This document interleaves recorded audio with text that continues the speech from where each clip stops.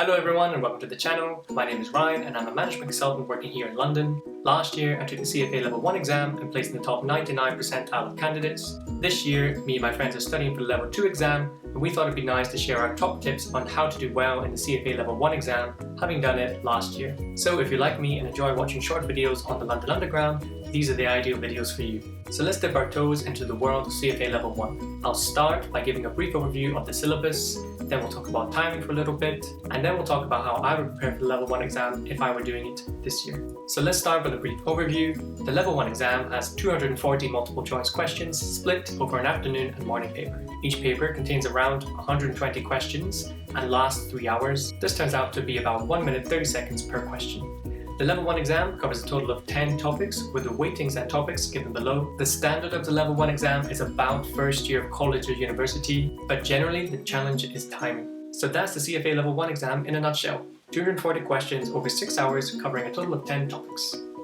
Now let's talk about timing. The timing of the CFA Level 1 exam is generally tough and you just have enough time to answer each question. In fact, if you identify that a question will take you longer than 1 minute and 30 seconds from reading it, you should just guess and move on without even attempting it. General feedback from students who have sat the Level 1 exam say they ran out of time and had to leave the last 5 questions blank. This generally should never happen because it is not negatively marked, so if you find yourself in the last 5 minutes of the exam, you should just guess each one to give yourself the maximum chance of obtaining marks.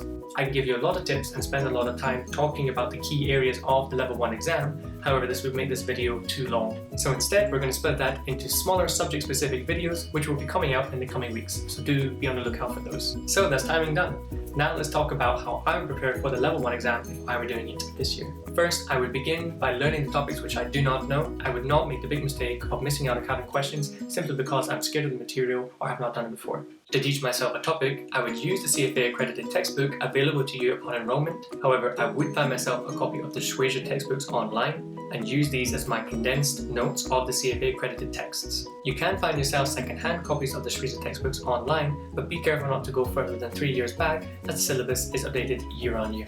I would then prioritize the topics with the greatest weightings, and depending on how much time I had left until the exam, I would then teach myself the rest of the assumed knowledge of the CFA syllabus. Having taught myself all the relevant technical material, I would then do lots and lots and lots of practice questions. This is a key difference between college and CFA. For CFA studying, from the very beginning, you should be splitting your time 60-40. That's 60% reading, 40% on practice questions, and move progressively towards 100% practice questions. I would then do the last 5 years of CFA Level 1 practice exams available to you on the CFA portal. I would want to do those exams in strict time conditions, allowing myself 3 hours per paper with a 2-hour break in between to simulate a typical exam day. I would then like to check the solutions of each of the questions which I got wrong and try to understand the correct logic.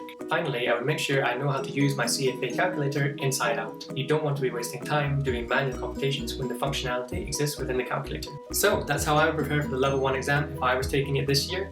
And I would suggest if you're a little bit unsure about the CFA exam that you might want to follow a similar trajectory. That's it for today's video. I've talked a little bit about the syllabus of the CFA exam, we've talked about timing, and I've described how I would prepare for the Level 1 exam if I were doing it this year. The most important takeaway is practice is key. Do all of the end of chapter questions, in chapter questions, and practice papers available to you on the CFA portal.